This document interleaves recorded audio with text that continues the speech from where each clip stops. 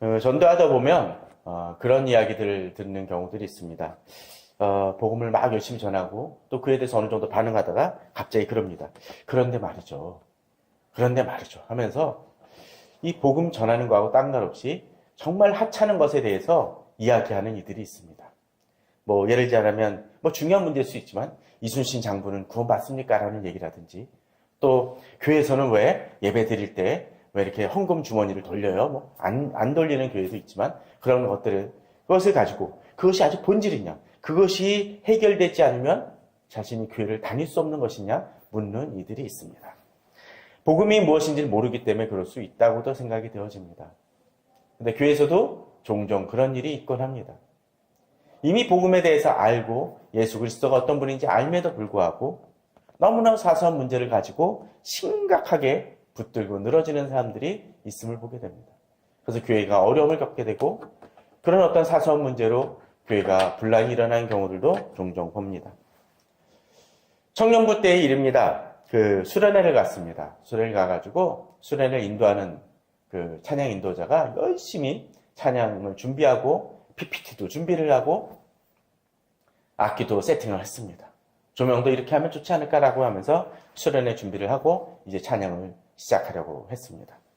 그런데 어떤 일이 벌어졌을까요? 정전이 됐습니다. 정전이 되니까 약간 어두웠기 때문에 이 조명도 꺼졌고 더더군다나 일렉 기타 같은 경우는 더였냐? 될 수가 없죠. 키보드도 될 수가 없습니다. PPT도 역시 마찬가지입니다. 고민을 하다가 촛불을 몇 개 켜고 그리고 이제 악보를 밝힐 수 있는 정도만 피고 그 다음에 통기타를 가지고 했습니다. 그때 찬양을 하면서 제가 느꼈던 것 중에 하나는 참 오히려 많은 은혜를 경험을 했습니다. 사실 우리들은 많이 예배를 준비하면서 많은 것들을 준비합니다. 저도 오늘 컴퓨터의 고장으로 인해서 프로젝터는 지난번에 고쳤음에도 불구하고 오늘은 이 PPT를 띄울 수 없습니다. 그런데 사실은 PPT는 우리에게 있어서 본질은 아닙니다. 일렉 기타도 찬양을 드리는데 본질은 아닙니다. 조명도 마찬가지입니다. 우리에게 가장 본질적인 것은 무엇입니까? 하나님 앞에서 예배하고자 하는 마음일 것입니다. 그러나 우리들은 그런 것들을 자주 잊곤 합니다. 그러다 보니까 신앙생활을 하는 데 있어서도 정말 별것 아닌 것에 사람들은 힘들어하고 어려움을 겪습니다. 주일날 교회 와서 주차 문제로 힘들어하고 예배 자체를 망칩니다. 어떤 이는 교회 식사가 자기 마음에 들지 않는다고 힘들어하는 이들도 있습니다. 어떤 이들은 주보를 보면 제일 먼저 집중하는 게 옷자를 발송합니다. 물론 옷자가 없는 것이 제일 좋긴 하겠지만 옷자 있음으로 인해서 자기 예배 자체가 망가지는 사람이 있다면 그는 무언가를 잃어버린 사람입니다. 또 교회가 이 한국교회가 여러 가지 어렵고 힘들고 많은 문제가 있는 것은 사실이지만 그것조차도 주님에 대한 나의 마음이 영향을 줘서는 사실은 안 될 것입니다. 왜? 가장 중요한 것이 무엇인지를 우리는 알기 때문에 그렇습니다. 오늘 본문도 그렇습니다. 14절에 보면 제일 처음에 그렇게 얘기를 합니다. 너는 그들로 이 일을 기억하게 하여 말다툼을 하지 말라고 하나님 앞에서 엄히 명하라. 이는 유익이 하나도 없고 도리어 듣는 자들을 망하게 함이라고 되어 있습니다. 교회 이 디모데가 목회하는 이 교회도 뭐가 있습니까? 말다툼이 있었다라는 것입니다. 말다툼으로 인해서 교회가 어려움을 겪는다라는 것이죠. 그런데 이 말다툼을 하지 않는 방법에 대해서 바울은 이야기합니다. 무엇입니까? 너는 그들로 이 일을 기억하게 하여. 이 일을 기억한다는 것은 어떤 것일까요? 뒤에 나오는 내용일 수도 있겠지만 또 하나 우리가 이미 계속적으로 배워왔고 묵상했던 바로 그것입니다. 내가 너에게 부탁한 것, 내가 받은 것, 아름다운 것, 그것을 계속적으로 강조했던 그 복음에 대한 내용을 이야기하고 있는 것입니다. 그것을 기억할 때 어떤 일이 벌어지지 않습니까? 말다툼을 하지 않게 된다고 되어 있습니다.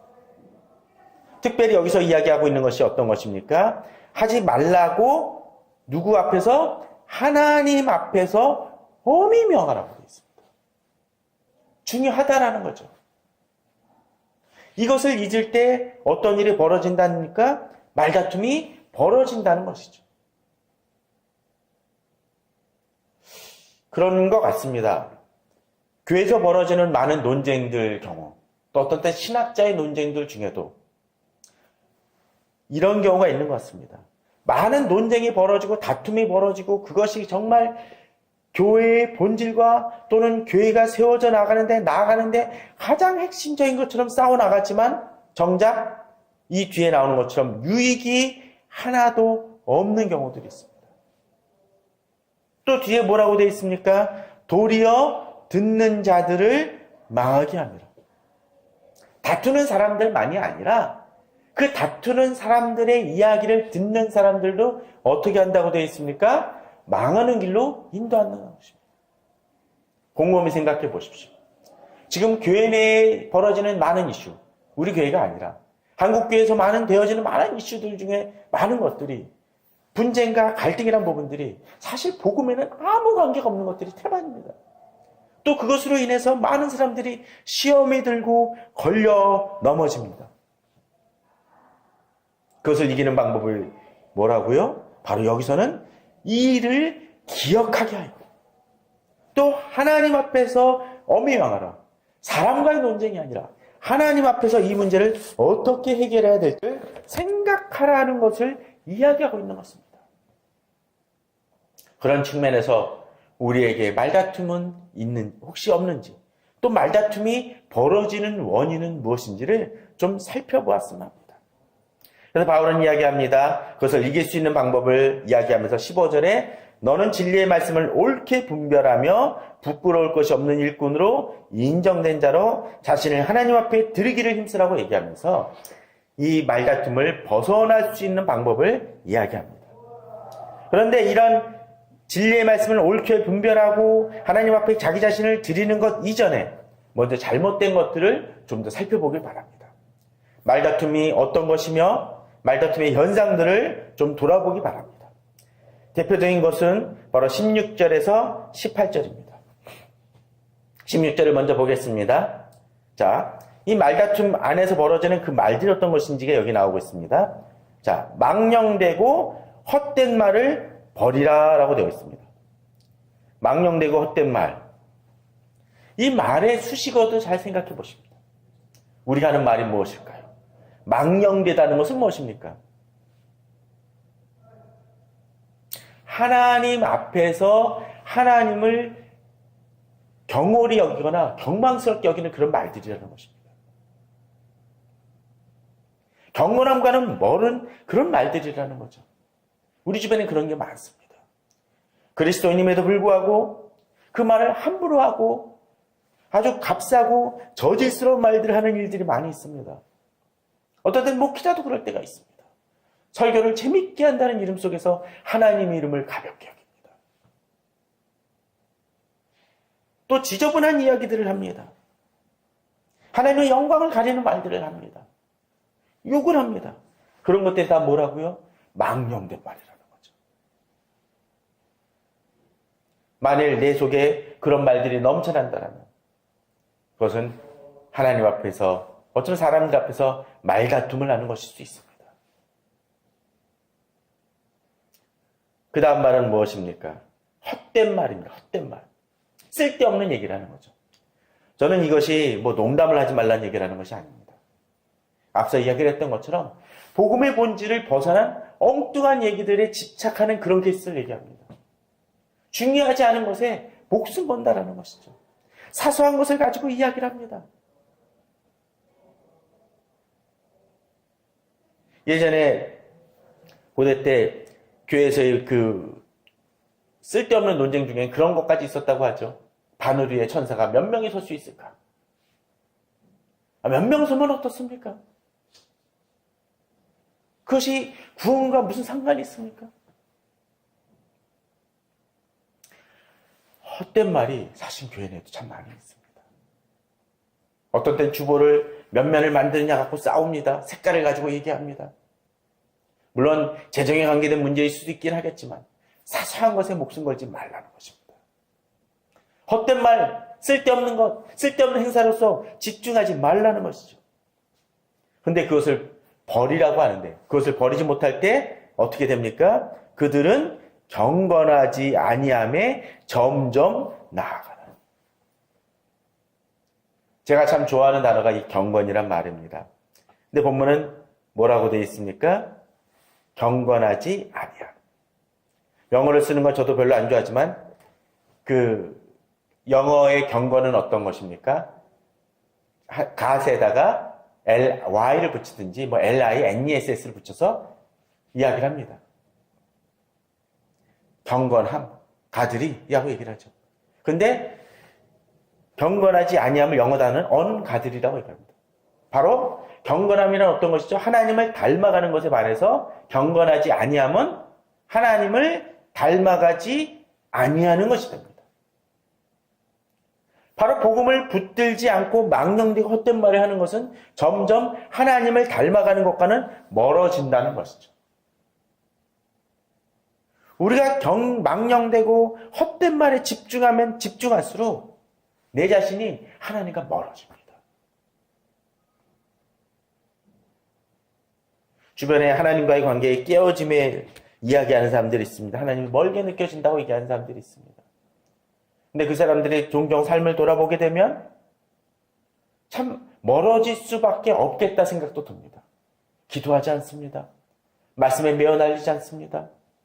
말씀을 종종 주일날마다 보긴 하지만 그들의 삶은 하나님을 경배하는 것은 아주 멉니다. 경건한 삶이 없습니다. 그러니까 어떻게 되나요? 하나님과 멀어질 수밖에 없는 것이죠. 예전에 그런 이야기를 읽은 적이 있습니다. 술을 권하는 게 아니라 얘기가 그렇다는 것입니다. 어느 아이가 아버지가 귀하게 여기는 이런 위스키 병을 딱 발견을 했습니다. 그래서 먹는다고 한 잔 살짝 따르고 이제 몰래 맛봤다고 합니다. 아버지한테 들통날까봐 어떻게 했을까요? 물을 탑니다. 처음엔 어쩌면 아버지가 그걸 한 잔 마시더라도 별로 표가 안 날지 모릅니다. 이만큼 속에서 물 한 컵 정도니까. 그런데 이 아이 한번 맛을 보더니 또 어떻게 했을까요? 또 따라 마시고 또 어떻게 해요? 물을 채워놓습니다. 또 안 들켰어요? 또 다음번에 어떻게 합니까? 또 따라 마시고 아니 한 잔 갖고 모자른 게 이제 두 잔을 마시고 또 어떻게 합니까? 물을 두 잔을 채웁니다. 그러면 그럴수록 어떻게 될까요? 이제 아버지는 명확히 그게 술에 물 탄 듯 물에 술 탄 듯 이제는 술에 물 탄 것이 아니라 뭐가 됩니까? 물에 술 탄 것이 될 때는 어떻게 될까요? 분명히 알아챌 것입니다. 우리 그리스도인들도 그렇습니다. 많이 경건한데 일부만 경건하지 아니할 때는 별로 표가 안 날지 모릅니다. 그러나 본문은 뭐라고 되어 있습니까? 경건하지 아니하며 어느 쪽으로 점점 나아가나니.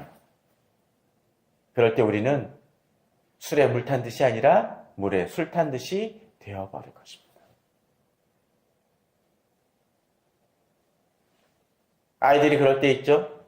특히 남자애들 같은 경우 빨래하면서 그렇습니다. 빨래해놓고 빨래거리를 엄마가 내놓으라고 얘기를 하는데도 불구하고 양말을 어디다 쑤셔가지고 그냥 구석에 이불 밑에 아니면 침대 구석 옷장 밑에 싹 집어넣는 아이들 있죠. 이런 티셔츠도 처음에는 별로 냄새가 안 납니다. 한 켤레 정도 숨겨져 있을 때는. 근데 그것이 점점 쌓여져요. 엄마가 얘기합니다. 야, 넌 왜 양말이 어디 갔냐? 양말이 어디 갔냐? 양말이 옷장 안에 이렇게 세탁해 놓은 거 쌓이는 것보다 저 옷장 구석이 점점 쌓여져 나갑니다. 나중에는 어떻게 될까요? 처음엔 냄새는 날지 모르지만 점점 냄새는 강화되어질 것입니다. 우리들의 모습도 그럴 수 있습니다. 우리들의 신앙의 모습도 그럴 수 있습니다. 처음엔 우리들에 대해서 경건하며 신앙생활 참 잘하시네요 라고 이야기하는 사람들도 우리가 점점 망령되고 헛된 말을 쫓을 때 경건하지 아니하며 나아감을 통해서 점점 세상 사람과 우리를 구분하지 못하는 지경까지 나아갈지 모릅니다. 이 시대 그리스도인들의 모습이 그런 것 같고 교회의 모습이 그런 것 같습니다. 교회의 연약함은 다른 데 있는 것이 아닙니다. 망령되고 헛된 것을 쫓음에 있습니다. 목회자가 많이 넘어지고 쓰러지는 모습도 있지만 사실은 그것은 목회자만들의 문제가 아닙니다. 교회 공동체의 성도들의 모습이기도 합니다. 우리에게서 망령되고 헛된 것들을 버리지 않는 한 교회는 점점 경건하지 아니함으로 나아갈 것입니다. 그런데 이렇게 경건하지 아니함의 문제는 내 자신만의 문제가 아닙니다. 17절을 한번 볼까요? 보게 되면 그 중에 후메네오와 빌레도의 모습이 등장을 합니다. 이들이 말은 악성 종양 같다고 되어 있죠. 이들은 아마도 지도자급에 해당됐던 것 같습니다. 그런데 디모데전서 1장 20절에 의하면 그 가운데 후메네오와 알렉산더가 있으니라고 얘기하면서 이미 후메네오는 디모데 후서가 아니라 디모데전서 그 이전에 바울이 디모데에게 보냈던 편지에서도 문제된 사람으로 언급이 되어졌습니다. 특히 이 후메네오와 알렉산더라고 되어 있는데 내가 사탄에게 내준 것은 그들로 훈계를 받아 신성을 모독하지 못하게 하려 함이라고 얘기하면서 심각하게 거론을 했어요. 그랬는데도 불구하고 이 디모데후서 1장 2장 여기서 다시 언급이 됐다는 것은 무엇입니까? 이들이 아직 이 사람이 아직 고치지 않았다라는 거예요. 뒤에 나오는 아까 디모데전서 1장 20절에 후메네와 같이 언급된 알렉산더를 생각해 보니까 갑자기 그 생각이 듭니다. 왜 디모데후서에서는 언급이 안 됐을까? 왜 안 됐을까요? 저도 잘 모릅니다. 그러나 두 가지는 하나일 것 같아요. 아주 버린 자식이거나 회개하고 이젠 괜찮거나. 아마도 믿음의 사람들은 그런 사람들일 것 같습니다. 아주 버려져서 내어지거나 그렇지 않고 후메네오는 억지로 버티는 사람일지 모르지만 그는 여기서도 역시 마찬가지입니다. 경건하지 아니함에 나아가는 사람이고 또 그때는 주목받지 않았지만 여기 빌레도는 어떻습니까? 이제 또 추가된 사람입니다. 교회 내도 이런 경우들이 있습니다. 계속적으로 교회에 분란을 일으키는 사람들이 있습니다. 교회에 나만은 있지만 힘들어하는 사람들, 계속적으로 문제를 일으키는 사람들이 있습니다. 이 사람에 대해서 뭐라고 얘기합니까? 17절에 보면 앞부분에 이 후메네오를 얘기하면서 그들의 말이 뭐 같다고요? 악성 종양이 퍼져 나감과 같다라고 되어 있습니다. 마치 이런 것입니다. 앞서 이야기를 들었던 것처럼 마치 양말 한 켤레를 빨지 않은 양말 한 켤레를 쑤셔놓고서는 그것이 점점 쌓여져 나가면 그 냄새가 강하게 퍼지는 것처럼 교회 내에서 그리스도인의 향기를 나타내는 것이 아니라 더럽고 안 좋은 향기와 분란과 안 좋은 것을 점점 다른 사람에게까지 불신과 나쁜 마음을 심어주는 사람들도 있다는 것이죠. 특별히 후메네와 빌레드를 언급한 것을 봐서는 지도자급에 해당됐던 것 같습니다. 저는 이것을 교회 내에 목회자를 대적하는 집사나 장로들을 얘기하는 게 아닙니다. 목회자도 그럴 수 있다는 거예요.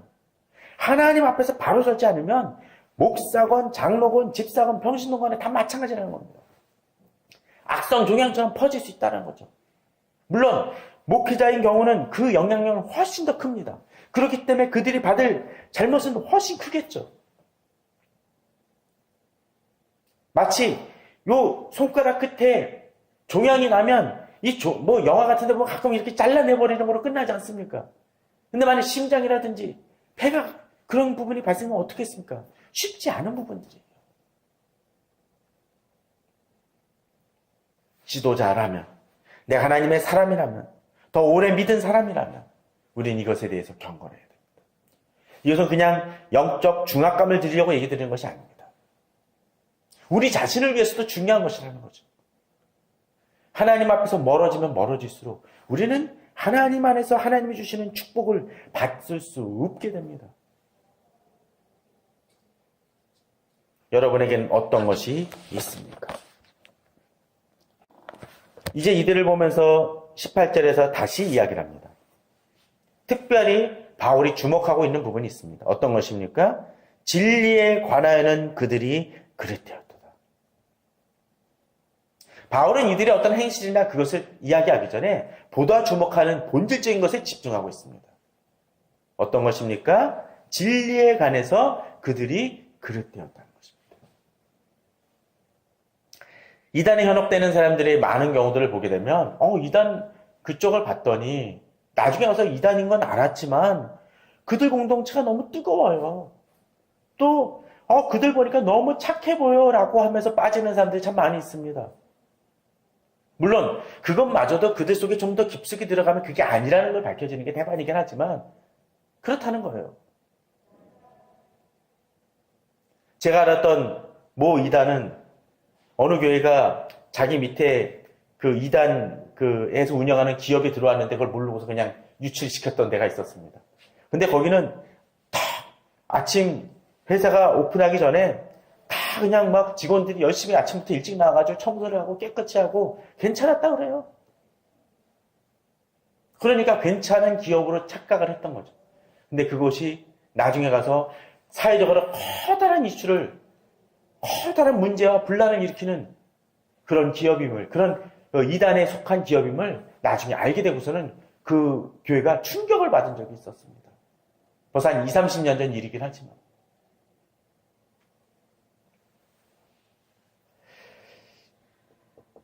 진리의 가나에는 그들이 그릇되었도다. 우리는 무엇보다도 복음에 의해서 바로 섰는지를 판단하는 것이 참 중요합니다. 그것이 삐뚤어질 때 더 파장은 멀리 멀리 퍼져나갑니다. 특별히 이들의 문제는 무엇이었습니까? 부활이 이미 지나갔다 함으로 어떤 사람들의 믿음을 무너뜨리라. 부활이 이미 지나갔다라는 것은 이들에게 있어서 이미 소망이 사라졌음을 의미하게 됩니다. 여기서는 부활이 이미 지나갔다라는 어떤 특별한 부분만 들었지만 우리 주변에는 복음의 본질을 흐리는 것이 정말로 많이 있습니다. 그런데 그것이 괜찮아 보인다고 또는 지금 시대에 좀 사람들의 마음에 더 어필된다고 그것을 붙드는 사람들이 있습니다. 우리는 바울처럼 이렇게 얘기할 수 있습니다. 진리에 관하여 그들이 옳은지 그른지에 대해서 그들이 진정으로 허망하고 망령된 이야기를 하는지 구분해낼 수 1차적으로 할 수 있어야 됩니다. 내가 듣기 좋은 것이 아니라 바로 복음에서 성경에서 이야기하는 것이 무엇인지를 바로 깨달을 때 우리는 그것을 이겨낼 수 있습니다. 1차적으로 이단에 대한 우리 태도는 복음 안에 바로 섰느냐입니다. 그걸 자꾸 혼동합니다. 자, 그렇다면 우리가 이제 어떤 삶을 살아야 될까요? 망령된 허탄한 것 대신에 해야 될 것이 무엇일까요? 이것을 이겨낼 수 있는 방법이 무엇일까요? 바로 그것이 앞서 보았던 15절입니다. 자, 너는 진리의 말씀을 옳게 분별하며 부끄러울 것이 없는 일꾼으로 인정된 자로 자신을 하나님 앞에 드리기를 힘쓰라라고 되어 있습니다. 자, 여기서 첫 번째가 있습니다. 아까 진리에서 벗어나서 그들이 그릇되었다고 얘기했는데 여기는 어떻게 되어 있나요?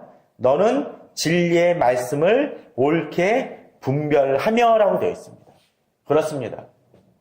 허망하고 망령된 얘기, 바로 그런 것들을 벗어나기 위해서 또 진리에서 그릇되지 않기 위해서는 제일 중요한 게 무엇이겠습니까? 진리의 말씀을 옳게 분별하는 것입니다. 바울이 디모데에게 바로 부탁했던 그 귀한 말씀을 붙들면서 주변에 여러 가지 말씀과 그런 것들에 대해서 어떻게 해야 됩니까? 진리의 말씀을 분별해내는 것입니다. 옳게 분별하는 것입니다. 내 생각이나 판단이 아니라 하나님의 말씀을 기준으로 그것을 분별해냄을 통해서 나아가야 됩니다. 그러기에 필요한 것이 무엇이겠습니까? 결국 말씀 공부입니다. 말씀을 읽어나가는 것입니다. 말씀을 읽지 않고 말씀을 분별하는 것은 어리석은 것입니다. 예전에 기억이 납니다. 어느 분이 어디를 예전에 있었던 교회에서 어디로 그 회식 장소를 찾아가느라고 멀리 가나안 덕인가로 갔었던 기억이 납니다. 차가 몇 대 갔는데 한 대가 안 와요. 이상하다 했는데 한 대가 나중에 한참이 지나서 왔습니다. 근데 부부가 탔고 또 딴 분이 탔는데 좀 와이프 되시는 분이 좀 화가 났습니다. 알고 봤더니 분명히 지도상으로는 이렇게 가라고 얘기했는데 남편이 이쪽 길이 옳다라고 막 계속 주장을 하면서 갔대요. 아무리 봐도 아닌데. 객관적인 그런 것들이 아니라 내 생각과 내 주관에 붙들려 있으니까 그게 문제가 해결이 안 되는 겁니다. 말씀에 대해서 그런 분들도 참 많이 있습니다. 결국 그것을 이겨나갈 수 있는 방법은 주님의 말씀을 읽고 붙들고 공부하는 것입니다. 그런데 여기서 한 가지 더 나아가야 될 부분이 있습니다. 진리의 말씀을 옳게 분별하는 거, 맞아 라고 아무리 얘기하면 뭐합니까? 이쪽은 분명히 경기도 광주, 여기는 전라도 광주라고 되어 있는데 나의 목적지는 전라도 광주인데 맞아, 저쪽이 전라도 광주야 라고 하면서 틀기는 어디로? 경기도 광주로 틀면 갈 수 있습니까? 없습니까? 갈 수 없습니다. 부끄러울 것이 없는 일꾼으로 인정된 자라는 얘기는 무슨 얘기냐면 바로 그 진리의 말씀을 옳게 분별하는 것만이 아니라 바로 그 말씀대로 행하는 것입니다. 일꾼은 어떤 것입니까? 주인의 명령대로 따르는 사람입니다. 그리고 부끄러울 것이 없는 것이라는 얘기는 뭡니까? 누가 얘기해도 떳떳한 일꾼입니다. 당당하라는 거죠. 저는 우리 성도님들이 부끄러울 것이 없는 일꾼으로 인정된 자로 갑니다. 말씀만을 붙드는 거예요. 이 시대는 말씀 공부를 나름 해요. 좋은 책들도 많이 있습니다. 근데 문제는 뭡니까? 부끄러울 것이 없느냐, 있느냐에 따라서 이게 문제가 되어진 사람들이 있다는 것입니다. 얼마 전에 어느 목사님이 어떤 스캔들로 인해서 그 교회를 사임하고 떠나는 이야기를 들은 적이 있습니다. 그런데 그 얘기를 듣고서 나서 여러 사람들이 어떻게 그 목사님 책을 여러 번 봤는데 그럴 수 있느냐, 정말 충격을 받았다, 막 그런 얘기를 합니다. 성경 강해도 참 잘하시면 왜 그랬을까라고 얘기합니다. 그러나 우리는 한 가지 놓칠 수 있습니다. 성경 강해를 잘한다는 것이 곧 그 사람이 그 말씀대로 살고 있다는 것을 의미하는 것은 아니기 때문입니다. 중요한 건 무엇입니까? 내 자신이 하나님 앞에서 사람들 앞에서 부끄러울 것이 없는 일꾼이냐, 그 말씀대로 살아가느냐라는 것이 중요하다는 것입니다. 특별히 부끄러울 것이 없는 일꾼으로 인정된 자로라는 얘기를 주목해 보십시오. 인정됐다는 것은 무엇입니까? 나는 잘 살고 있어가 아니라 누가 다른 교회 공동체가 그 사람은 괜찮고 바른 사람이다라고 인정해 줄 수 있어야 된다는 것입니다. 앞서 그 허망한 것을 쫓는 사람들은 어땠습니까? 그것이 악성종양처럼 퍼져나가서 오염시켰죠. 근데 이 경우는 어떻습니까? 인정되어졌다라는 것은 본이 된다는 것을 얘기합니다. 저는 우리 성도님들이 말씀을 지켜나감을 통해서 그 아름다운 향기를 뿜어내시기 바랍니다. 특별히 이 마지막 뒷부분은 어떻게 되어 있습니까?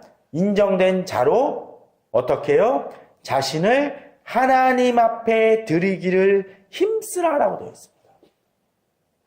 하나님 앞에 드린다는 것은 무엇입니까? 구약의 모습이나 그 당시 생각을 한다면 드린다는 건 어떤 거요? 그냥 헌금이 아니라 재물이죠, 재물. 로마서 12장 1절에서 우리는 우리 자신을 산 제물로 드리라고 되어 있습니다. 마치 그 모습과 같습니다. 일꾼이라는 것은 바로 자기 자신을 그렇게 함을 통해서 하나님 앞에 드리는 제사와 같습니다. 험하고 망령된 얘기, 바로 그런 것을 말다툼을 피하는 방법은 다른 게 아닙니다. 진리의 말씀을 붙들어 나가는 것이고 그 말씀대로 살아가는 것입니다. 그럴 때 하나님은 우리에게 놀라운 은혜를 베푸시고 하나님이 우리를 다른 세상은 오히려 인정하지 않는다 할지라도 하나님이 우리를 인정해 주실 것입니다.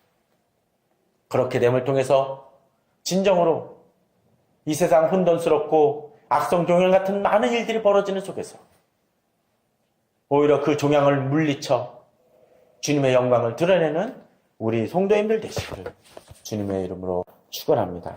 그러한 삶을 사시는 우리 성도님들 되시기를 기도합니다.